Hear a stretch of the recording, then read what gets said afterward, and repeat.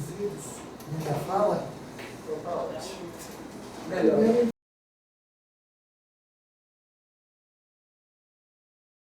O quê? Não. Inverte, não. Porque começar com a conversa, às vezes, induz.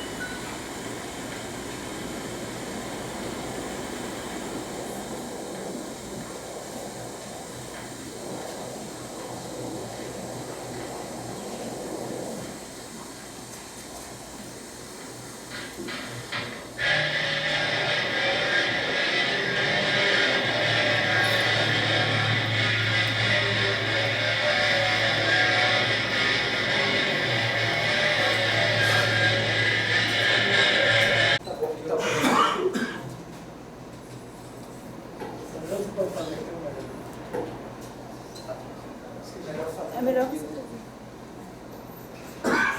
Posso almoçar.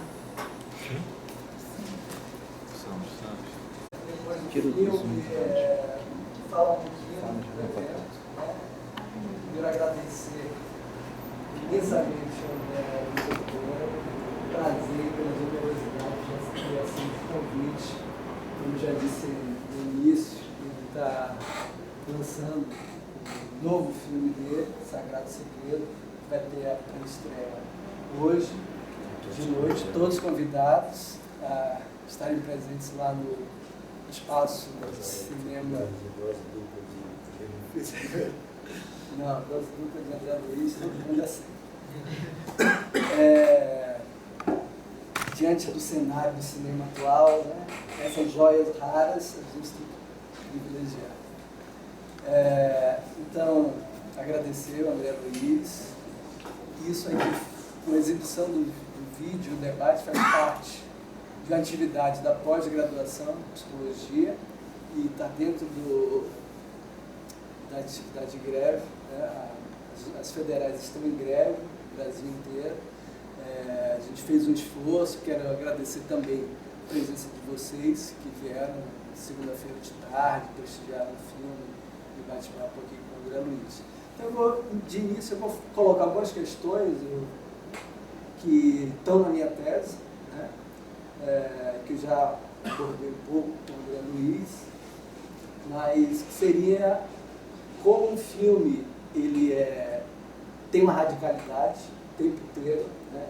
Tanto estética como política, né? Ele apresenta questões que são muito importantes, e para minha tese eu estou utilizando, além de ter visto o filme na Bahia em 2004, que aquilo me chamou a atenção, estou utilizando um pouco da questão, como o filme aborda, né, em plena ditadura militar, a questão das drogas.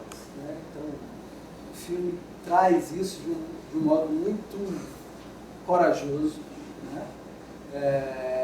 Também não é um olhar simplista, mas olha a questão de um modo, por exemplo, aquela cena, a roda de fumo que o filme apresenta, daquele modo tão forte, né, com uma força, uma potência naquela situação ali,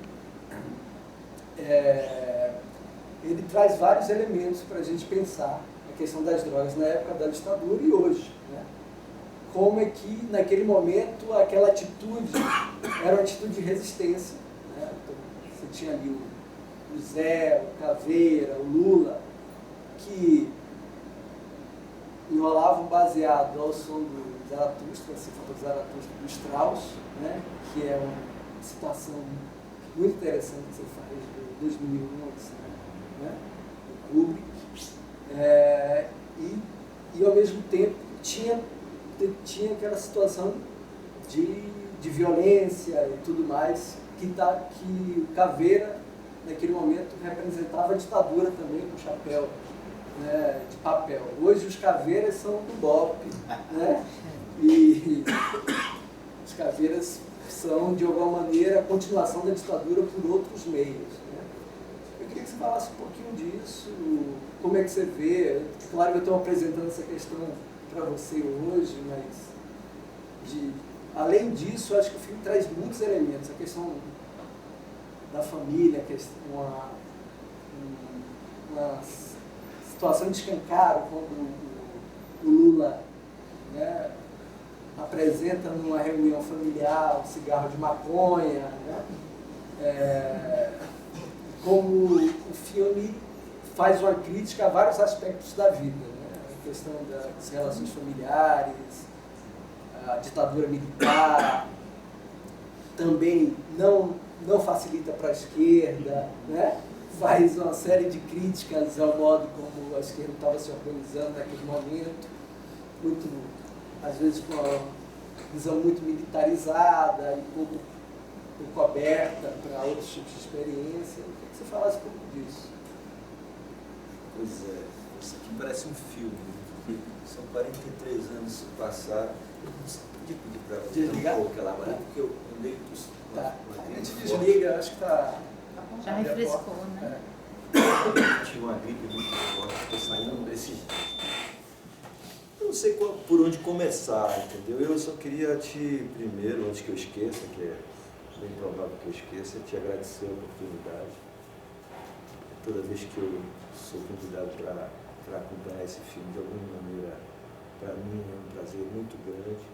Já não foi sempre assim, às vezes me incomodava, quando eu ainda não tinha adquirido uma certa maturidade para me desidentificar de algumas proezas desse personagem, ou anti-personagem. Eu tinha certa dificuldade, mas hoje em dia não, hoje é um prazer enorme. Eu vejo realmente como somos capazes de radicalidades das quais desconhecemos de nós mesmos. Talvez isso seja a grande mensagem de Meteorando. Como somos capazes de coisas que depois vamos pensar sobre elas e não sabemos de como pode ser possível. E isso me vem sempre aquela resposta: você está disponível, sempre com a bandeira do risco na sua perspectiva, porque sem risco você não consegue criar. Isso eu acho que é uma máxima que todo mundo que vive dentro dessa busca de fazer alguma coisa, de expor alguma coisa de si mesmo, vai encontrar. Se você não arrisca, você vai estar fazendo a mesma coisa de alguém, de alguma coisa que também não é ruim. Essa é a questão. É você conseguir ir furando e vivendo esses paradoxos e compreendendo que a vida é muito dinâmica. Aquilo que foi bom ontem pode não ser hoje, e outras permanecem, você também não sabe por quê. Essas são questões do filme que me inquietam até hoje. Essas questões da radicalidade, de se opor a alguma coisa que te incomoda muito. No caso do Sagrado Segredo, hoje, eu identifico, 43 anos depois, eu faço um filme que é um Meteorando numa outra situação, um radicalismo estético muito próximo, mas só com um outro tipo de maturidade, que ali a pancada da ditadura militar tinha que ser mais visível. Eu hoje não posso dar uma pancada na Igreja Católica, porque vai ofender a muita gente, até gente que não é católico, porque ela já se estabeleceu como uma instituição que faz parte do DNA, que é uma mentira. Não precisa fazer parte do DNA da gente. A gente pode, como no filme, você pode ter um amor profundo por Jesus Cristo, sem ser católico, pelo amor de Deus. A espiritualidade não é isso. Mas enfim, aprendemos, essa é outra história. Mas o filme também, o que é que eu aprendi ao longo desses anos, é que essa radicalidade, ela é proporcional à tua experiência ao longo da vida. Eu já até me esqueci onde é que nós estávamos, mas na verdade, eu enfrentei esses mesmos problemas que eu enfrentei com o Meteorando na época, Porque no momento que você está fazendo, a direção é fazer. É como se fôssemos um soldado de alguma coisa maior do que nós. Eu estava contando para ele que para a tese dele, isso não vejo problema nenhum mais hoje, eu já tive muitos problemas com isso. Talvez fosse importante aqui, em 1973, depois que o filme foi preso, o filme foi exibido em 69, ficou preso até 1970, no final de 70 ele foi liberado, meu pai conseguiu liberar o filme. Agora você vê a conexão do filme com o Sagrado Segredo, do filme que eu estou fazendo. Então começa com o personagem na cruz. Isso também já faz parte desse rolo inconsciente, dessa religiosidade baiana que nós vivemos muito profundamente lá e queremos nos livrar, mas não da religiosidade, da instituição e da apropriação dessa religiosidade que é natural a todos nós. Meteorâneo tem isso. E hoje, deixa eu organizar aqui minha cabeça. Bem, as inquietações são as mesmas. A atitude, a dificuldade é a mesma de você lidar com certas agressões, né? Nós vivíamos naquele instante sob uma ditadura feroz, não podíamos fazer nada, e você obedecer esse impulso de rebater com uma intensidade grande, né? E você sim, homenageia, eu estava contando várias pessoas no filme. eu estava contando, desculpa, eu estava contando aquilo que eu acho que vai servir na sua tese. Em 1971, o filme foi solto, meu pai conseguiu liberar o filme, pronto, peguei a fundamental. Você edita, viu? Tá, pessoal? Editar. Então, meu pai conseguiu liberar o filme, sabe como? Os censores colocaram no início do filme uma frase: todos nós carregamos uma cruz, herança do Calvário, e nos crucificamos nela. Ponto. Meu pai conseguiu liberar o filme com S no início do fim. Que é uma coisa de uma radicalidade, assim, aparentemente parece inofensiva, né? Do que ele estava dizendo? Muito bem, isso aí não serve para nada, isso aí é só, dizendo o filme, né? Esse cara é só um maluco que está aí se crucificando, que isso faz parte da vida.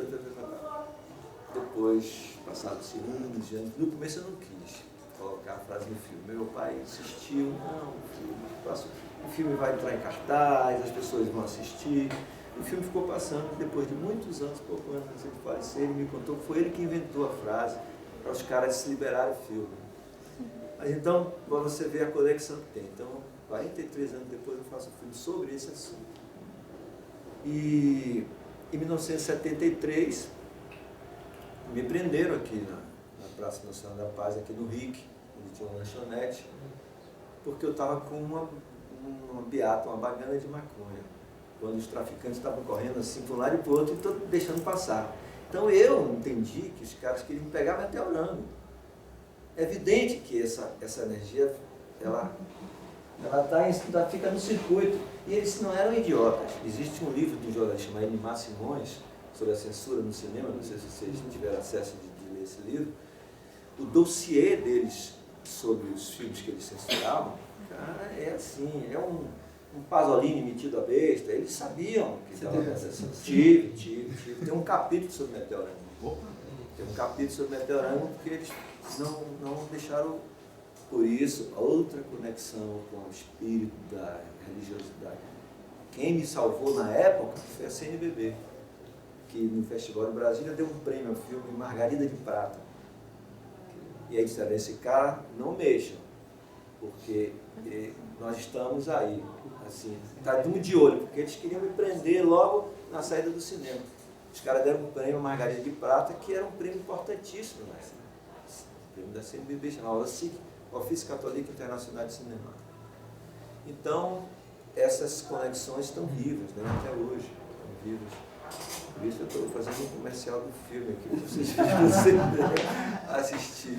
Depois eu mostro um cartaz aqui. Não sei se não pode mostrar. Acho que faz parte da conversa, né? Porque a conversa está presente, né? Eu estou nesse corpo a corpo.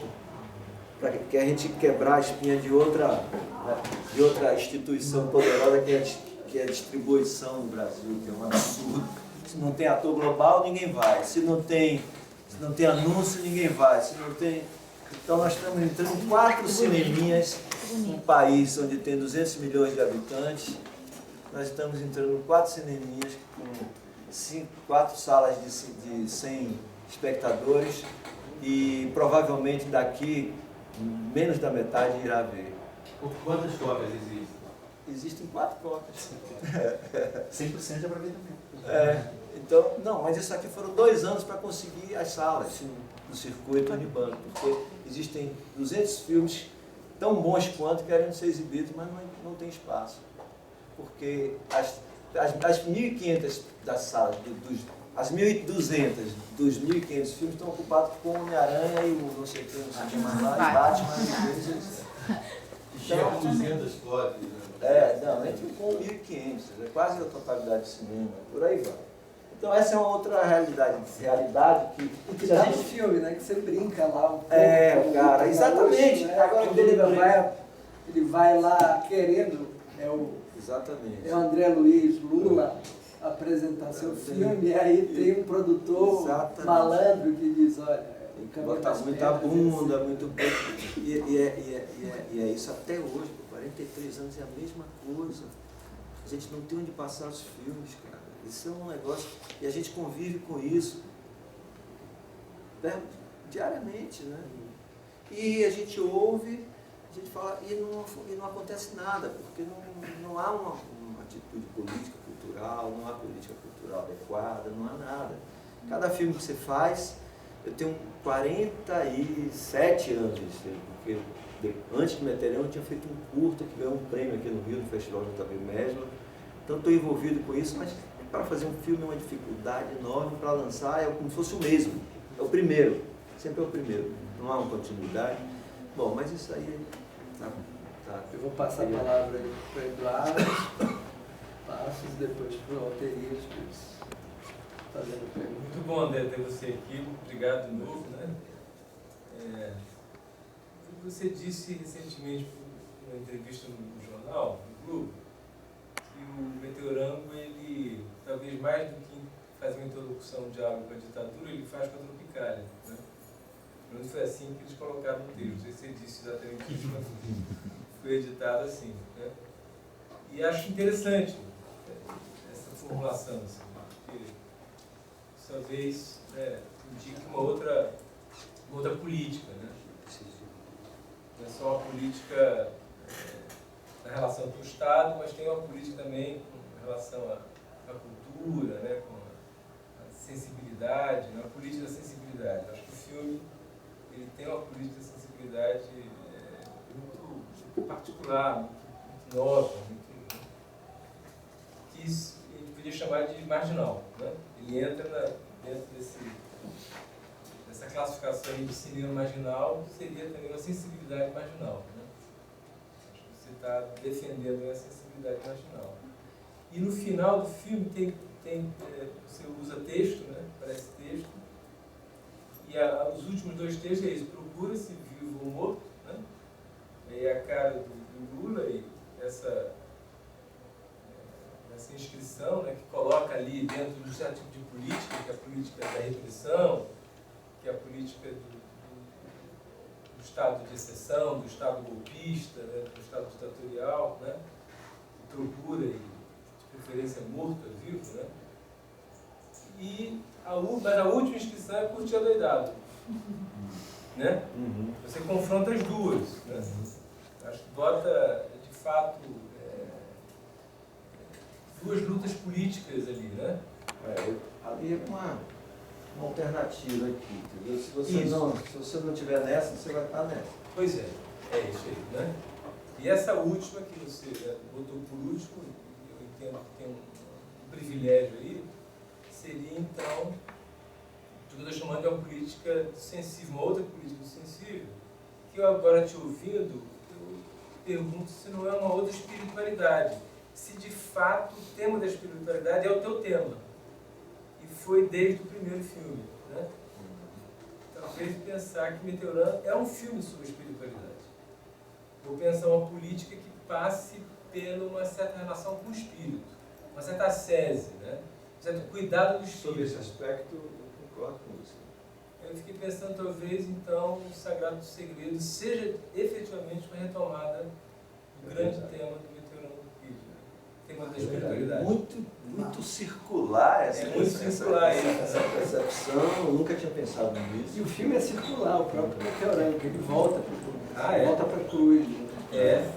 E é circular da espiritualidade. Essa associação, nunca tinha ouvido alguém falar, mesmo porque o Sagrado Segredo está sendo lançado agora, mas enfim, é interessante essa observação, né? Pela frase final, onde que ele propõe a sese de uma outra natureza, sai do plano, procura se novo, ali já é suficiente para que o apelo já foi suficiente, digamos assim, né? O chamamento à rebelião ali, então, mas tem esse lado. Outra coisa que disse. Exatamente. E na linguagem da época que não se diluiu, não é? Porque se fosse uma linguagem já com uma outra intenção, talvez ela se diluísse no tempo. Ela não, ela com uma linguagem nascente, né? Curtinha, uma coisa assim. Então, uma coisa assim meio até aparentemente pueril, né? E acho que talvez por isso permanecesse, né? Acho que sim. Pode ser interessante isso. Desse jeito de olhar o filme, né? Nunca tinha visto sobre isso. Você é um cineasta da espiritualidade, então? Não sei, cara, mas eu estou escrevendo um livro para descobrir. Eu escrevi um livro chamado Louco por Cinema para contar a história do personagem Louco por Cinema. Louco por Cinema é o seu segundo nome, não é isso? É o terceiro. Tem um que ninguém chama A Lenda de Ubirajara. Esse é o mais cult de todos. É o menos visto. Aliás, paradoxalmente, foi o mais visto. Foi distribuído e tudo. Mas não associa a você. Não, é porque o filme ele se deteriorou muito cedo, a cópia, e não teve esse cunho.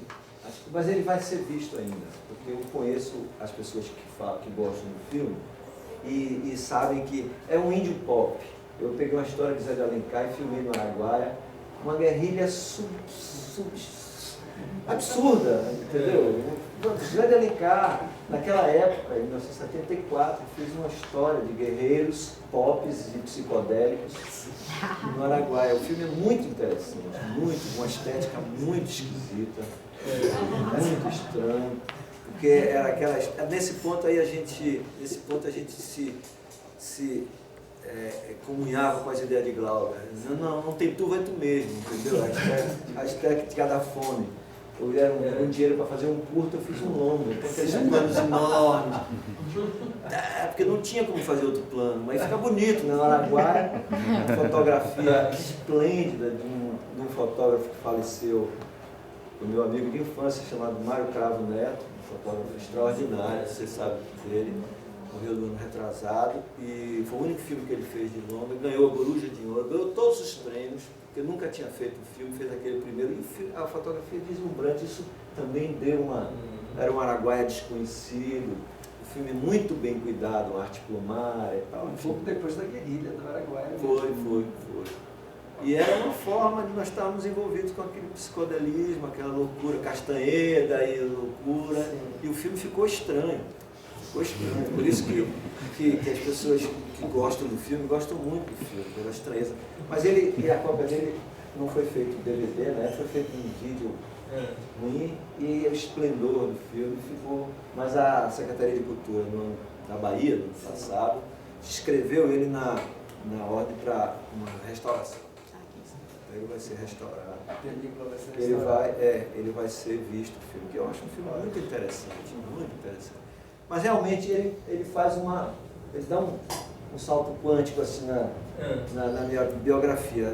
A história mesmo, a trilogia que eu acho que fecha é Meteorando, Louco por Cinema e Sagrado Segredo. Meteorando é aquela coisa mais visceral da juventude, aquela coisa. Louco por Cinema já uma abordagem psíquica dos acontecimentos da época, gerações que se perderam no caminho E é um filme de autocura, o cara está no manicômio, buscando sua integridade psíquica, e esse realmente trata da espiritualidade, do Sagrado Segredo. Através da imagem simbólica de Jesus, ele busca na paixão, de uma encenação dramática da paixão, o personagem busca o seu caminho. E tem outra acepção, o Eduardo falou do curtir a doidado, tem outra acepção do adoidado, que naquela época muitas pessoas adoidaram. Mesmo, para valer. Foi uma experiência que essa geração passou. Que era estar muito próximo da loucura. Também tem essa leitura também, né? Era também uma chamada, não fechava, né? Deixava o negócio aberto, né? E também talvez tivesse um pouco de covardia também, dizer, eu já curti isso aqui, não é mais isso não. Talvez estivesse no fundo querendo tampar um pouco, dizendo, olha, não deixa isso pra lá, entendeu? Talvez tivesse um pouco de coisa assim, a curtir já passou, entendeu? Não foi curtindo, foi curtindo, passou. Chamando para si uma responsabilidade, entendeu? Sim. Curtir a verdade, isso é comigo, não é uma coisa assim. Que era uma atitude de resistência ditadura. Não deixa de ser. Porque no momento procura se equivocar, você deixa escancarada um chamamento, né?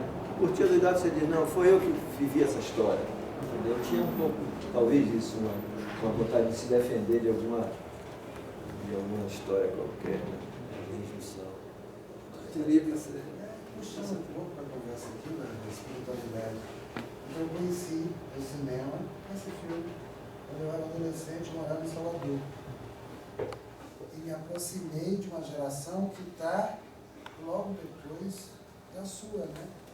De Garavá, Zola, Vélez, pessoal do Super 8, que vem logo depois. E é engraçado, vendo você falar, você me lembra muito de Garavá. E é claro que nessa... É o que vinha depois. DVD, é o que vinha depois. Costumamos dizer que somos irmãos, né? Até na enfermaria. A gente descobriu uma coisa absurda. Nós nos descobrimos muito depois dele já ter feito o Super 8 e a gente hoje é irmão mesmo. A gente descobriu... Você fez um filme sobre ele, não foi? Fiz um filme sobre ele, no Canal Brasil, e descobrimos que o nosso pai nasceu em Mundo Novo, na mesma cidade. Inacreditável o negócio. Mundo Novo, que é uma cidade na Chapada Diamantina perdida, nos cineastas com 2 pais de Mundo Novo. Mundo Novo. Muito louco. Quase o Huxley. E a gente... Mundo Novo. E Edgar é um cineasta talentosíssimo e pessoa muito querida. Me liga assim, 3 horas da manhã, porque você está tomando tarja preta, você vai morrer. A gente vai morrer, não, calma, relaxa. É um cineasta fantástico, figura maravilhosa. E a impressão que eu tinha quando eu assisti, esse filme seu foi exibido na Fundação Cultural do Estado da Bahia, curiosamente uma semana onde estava passando também os filmes da Belé. Ele estava numa programação ao lado do Bandido, ele estava numa programação ao lado que Matou a Família e foi ao cinema. Estava alinhado ali, Meteorama Kid, né? Bressani, Pisganzela, mais ou menos. O filme deve ter mais ou menos a mesma época, deve ter sido feito na mesma época desses outros filmes. Meteorama foi em 69, Matou a Família foi em 70, porque em 69 foi o Anjo Nasceu. E Bandido foi antes, foi em 67. Eu sinto o Bandido. O Bandido foi antes. 67. E ele estava bem alinhado lá. Alguém programou e programou muito bem. Porque é um tipo de cinema, engraçado, que se apresenta a princípio como um cinema de resistência, cinema político, mas uma política que talvez a gente tenha esquecido rapidamente. Porque a gente valorizou muito mais a ideia do cinema novo, né? Claro. A ideia de repensar o Brasil, de uma reconstrução nacional através do cinema. E esse tipo de política que o seu filme apresenta é muito mais radical do que a proposta do cinema novista. Porque significa dar luz e dar som, né, a vozes que facilmente vão sendo sufocadas com o processo histórico. E você estava lá.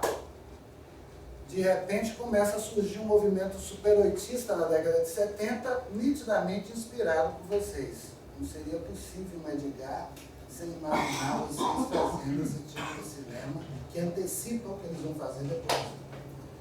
Só que de repente você sumiu, você passou um tempão desaparecido. Acho que até saiu de Salvador, porque a gente Isso aí é 71. foi, né? 70. E ressurge na década de 90 com o Louco pro Cinema. É 90? 96? 94. 94, 95. Passou aqui no Rio em 96. 95. O que foi isso? Você abandonou o cinema? Abandonei. Foi isso? Abandonei. Eu quando eu descobri, depois do Birajara, eu fiz o Birajara em 74, né? Foi uma epopeia fazer aquele filme, um bando de gente do Araguaia fazendo filme assim. Uma aventura extraordinária, fantástica, que a gente faz uma vez na vida e não faz mais nunca. E eu percebi que eu vi a luta para lançar o filme, o problema todo para lançar, para exibir. Eu olhei e disse, não quero mais isso. Não quero viver a reboque de algo quando eu posso fazer outras coisas. Eu achava que eu ia ser músico quando eu era bem jovem. O cinema me atropelou, eu disse, não, eu vou. Aí fui trabalhar com música, eu saí do Brasil, fui viver a vida. Eu fiz essa opção muito cedo, eu sempre falo, eu digo, não sou cineasta de carreira. Sim. Cineasta de carreira é o cara que decidiu, eu amo cinema, vou fazer cinema o resto da minha vida, vou correr atrás, fazer 1, 2, 3, 4, 10 filmes até virar conhecido. No segundo eu já disse, isso não é a minha.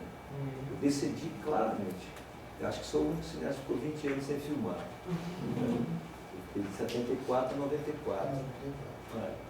Mas nesse período que eu não filmei, para mim foi muito mais rico em todos os sentidos. Por causa de filho, por causa de viagens para o Oriente, por causa de buscas, por causa de uma série de coisas pessoais que me interessavam e continuam me sustentando hoje como pessoa, do que ficar correndo atrás de mais um filme, mais um filme, mais um filme. Essa foi a grande história. Eu tive a felicidade de poder fazer outro cinema depois de ano, porque eu achava que eu tinha perdido a mão, que nunca mais eu ia fazer um filme, e com várias histórias. Claro que nesse período escrevi muito, escrevi histórias, tem vários roteiros. Aquela ansiedade de filmar, de fazer algum dia, porque ela foi voltando aos poucos, né? Porque eu vi que era uma ferramenta que eu tinha de expressão. A música que eu estava fazendo não estava expressando aquilo que eu estava vivendo, estava já no plano da espiritualidade. Outra que eu comecei a musicar foi a Muita Pessoa, que estou terminando agora. Toda a trilogia, os 44 poemas da mensagem, eu musiquei todos. E agora vai sair o terceiro. Então eu estava nessa tribo. Então a música não representava aquilo que eu estava vivendo. E meu cinema é assim, é visceral, não é um cinema de projeto, vou fazer. Claro que você tem as ideias boas, vou fazer um filme sobre isso, sobre aquilo. Mas eu tive a felicidade e a sorte de fazer um filme como Louco pro Cinema, que resgatou toda a história da prisão, toda a história da minha vida, pude colocar ali de uma forma, e tive a sorte de fazer direito, de ganhar os festivais, o filme ser visto. Isso foi uma coisa que eu sou muito grato ao destino, porque senão eu queria ficar meio entalado, fazer um filme e ninguém vê, ou não fazer, né? Mas o destino é muito sábio, eu cito a mim mesmo, assim, de vez em quando, a gente contra o destino, ninguém ultrapassa, não tem trapaça. Ele vai te levando, de repente quando eu descobri, eu estava morando em Brasília, o baiano não tem nada a ver com aquilo ali, entendeu? Nada, eu me pergunto até hoje, mas eu me sinto bem, moro longe da cidade, numa chácara, digo, o que eu vou fazer numa cidade? Não há o que fazer numa cidade com uma pessoa como isso. Eu vou enlouquecer no segundo dia. Então, essas coisas, quem me levou para lá? Um acaso, fui fazer um trabalho, fui ficando, entendeu? Separou em São Paulo, não estava perdido e tal. Essas coisas que nós vimos conversando, ali, vai urdindo uma história e você acaba, mas sempre com alguma hora eu tenho que expressar aquilo que eu tenho que fazer, mas sem angústia, entendeu? Sem angústia, sem a doença, Agora, eu também já estou com 64 anos, pô. Quando eu era jovem eu queria fazer de qualquer jeito, entendeu? Então nada está errado. Eu vou falar uma coisa que tem no final do Sagrado Segredo, porque eu acho que as pessoas não vão ver.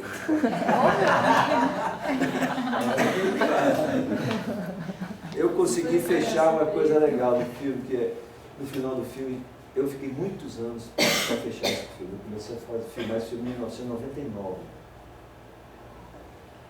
Eu sou lento. Demora, eu sou fundista, né? Eu tenho fôlego para ainda fazer muitos filmes. Eu sou velocista. E eu filmei a cena da paixão em 16 mil, eu filmei em 1999. E ao longo dos anos eu fui, como não tinha dinheiro, eu fui fazendo aos poucos, fui de guerrilha mesmo, costura e pá. E teve um momento que eu não consegui dar um passo adiante por uma série de questões. E a principal delas era porque eu tinha muita vontade de dar uma pancada na Igreja Católica, todas as misérias que ela causou à humanidade, mas não cabia no filme. E depois também não era isso, eu ia reforçar aquilo, não ia ter eficácia. Entendeu? É isso aí que eu digo que se lembra Meteorando. Uma época é uma coisa, outra época não ia ter eficácia, porque eu ia criar uma antipatia, eu não tinha segurança de que era isso. Por quem sou eu, pô? Cara, a Igreja Católica aí há 2000 anos, sabe, para fazer. Pasolini fez isso, mas para que? Você não tem estatura para fazer isso. E eu consegui fazer de uma forma que eu acho que fechou a minha história, de uma forma que nem os agredi, nem me agredi não fazendo o que eu queria fazer, pelo contrário, abri um caminho para quem não é católico, igual. Abri, isso eu já vi claramente, já recebi retorno disso, abri uma nova perspectiva, chamei um físico quântico para falar sobre o assunto, entendeu? Ou seja, um homem da ciência para falar sobre isso, e abri um caminho estético para isso. E terminei, e aí faltava o creme, aquela frutinha em cima a cereja, faltava a cereja. E aí, que era uma frase para fechar a história, que essa aí, não sei se eu falo, se não falo. Eu não vou falar. Acho que vai. Eu não vou falar. Vocês irem. Olha, aqui já são, porque já tem uns 15 pessoas. Quem sabe um filme de feito uma explicadora. Quem fazer fique 2, 3 semanas. Eu sempre falo isso, vai que dá uma zebra esse filme. Lógico. Vai que dá uma zebra. Aí o que é que os distribuidores vão dizer? Tem que chamar Lula contra o Capitão Nascimento. Lula com cabelo. Porque eu disse um pouco, falei um pouco brincando aqui fora com o André Luiz, que na minha tese, na discussão da política de drogas, o Lula ele é a contraface do Capitão Nascimento. Né? Ele é na política de resistência, ele está resistindo a uma lógica ditatorial que se instituiu no BOP, na Polícia Militar Brasileira, e tem nos caveiras, os homens de preto, né? Nós temos caveirinha. Caveirinha, então caveirinha contra os caveiras. E o caveirinha está com o chapéu dos militares, né? Então o Lula mata o representante dos militares, de alguma maneira, naquela cena. Mas assim, enfim, outras coisas que o filme traz, os Novos Baianos, né? A trilha sonora é incrível, como você trabalha a trilha sonora, a batalha na Baía de Todos os Santos, a batalha de piratas na Baía de Todos os Santos.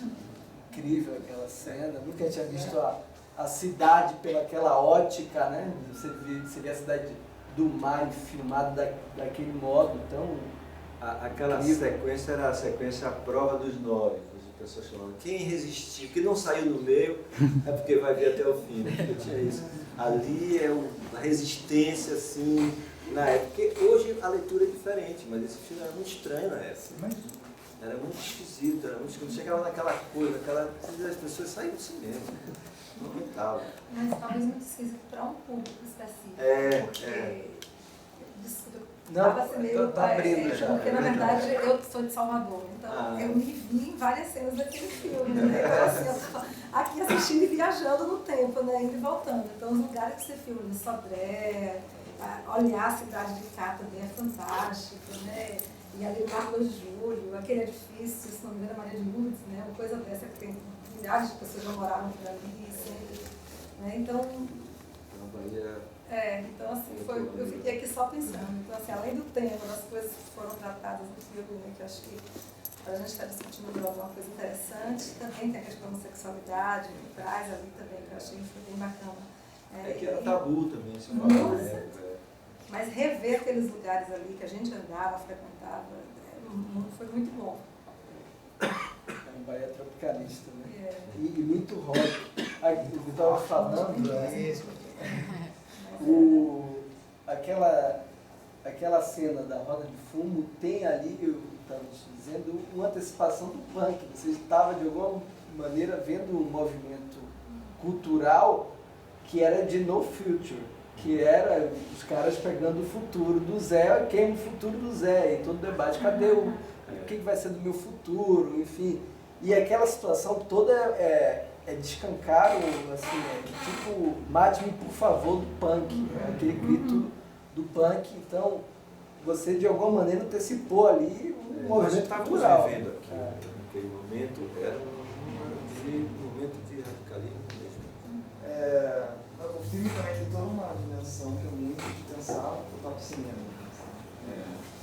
Tá até questionando o próprio discurso do cinema, ele olha para a câmera, eu queria sair. E tá muito dentro do movimento também de uma certa estética do cinema marginal, né, também de desconstrução de certo projeto político da nação, que estava surgindo com o cinema novo e tal. E eu queria saber qual é esse ambiente cinematográfico, assim, porque mais que você depois de repente tenha largado um pouco o cinema, tem toda uma vontade de fazer cinema muito intensa, assim, no filme. E que eu acho que também meio que forma muitos novos cineastas. Acho que esse filme ele é visto por muitas das pessoas das gerações que vieram até hoje, assim, que tentam entrar por um caminho um pouco menos normativo, assim, de cinema, né? Acho que muitos dos cineastas de hoje, inclusive o pessoal do Nordeste, deve ter visto que tem toda essa estética do cinema marginal também, muito, muito presente. Eu queria saber qual é esse ambiente de cinema, o que você tinha visto, de onde nasceu essa... Porque acho que tem um questionamento importante da linguagem do cinema, né? Do olhar, de como se constrói o olhar sobre as narrativas. Quente, né? Na verdade, veja bem, por incrível que pareça, aí voltando a sua ali, quem forjou esse radicalismo estético na minha cabeça, naquele momento, foi a influência do tropicalismo. Porque a gente vivia vendo os filmes de Godard, Eisenstein, Pasolini, Angelopoulos, uma série de cineastas clássicos da época que fizeram a cabeça também dos cinemanovistas. Mas não era ainda a coisa que o tropicalismo, a pobre da nação que não teve o seu tropicalismo, é uma coisa impressionante. Ele trouxe como se fizesse assim, vamos virar os avessos na cultura desse país, e virou ao contrário. E aí expôs toda a grandeza e a miséria do país, esteticamente, assim. Então, sabe, Vicente Celestino, começou a Lindonéia, começou a aparecer as maravilhas do país de uma outra forma. O país ressuscitou aos olhos do tropicalismo, da minha maneira de ver. Assim, foi uma injeção de sangue novo assim, nas veias do Brasil, da forma de ver. Por isso que incomodou tanto a ditadura militar, a ponto de exilar os dois cabeças do movimento, que eclodiram, que é um movimento que já é antigo, é todo um caldeirão de coisas como os movimentos históricos acontecem. Né? Então aquilo, para nós, acho que nós éramos os últimos tropicalistas. Eu nunca tinha falado isso, mas eu acho que nós éramos aquela bandeirinha assim, última quando o sonho já tinha acabado, nós estávamos ali apagando a luz. E vocês se viam? Vocês só porque você faz mais referência ao Donzella, no filme? Não, isso, aí sim, aí eu vou chegar lá na parte do cinema. Mas eu estou entrando numa coisa aqui que eu estou gostando de me dizer. Que era essa coisa, nós estávamos varrendo para deixar tudo organizado, ou deixar tudo... Nós estávamos no final, nós estávamos apaga ali, apaga aqui, apaga ali, mate aquele ali, mate aquele aqui, mate Jimi Hendrix ali, mate não sei o que. Nós estávamos fechando a Gestalt, o tropicalista, eu acho. Tanto que, apesar de ouvir o Guimarães sendo diretor de teatro extraordinário, que dirigiu Caveira My Friend, que veio depois, o filme em homenagem ao personagem Caveira. Tanto que o filme seguinte já não foi Caveira My Friend, é um filme que não tem a pegada de Meteorando, porque ele já veio numa descendência, assim. Se ele tivesse filmado talvez no mesmo período, ele tivesse na explosão que a gente estava. Ele veio como vieram vários filmes do cinema marginal depois, já sem a pegada do bandido, Matou a Família, do Anjo Nasceu, já veio com outros muito interessantes ainda, mas essa da coisa tropicalista, assim, do final.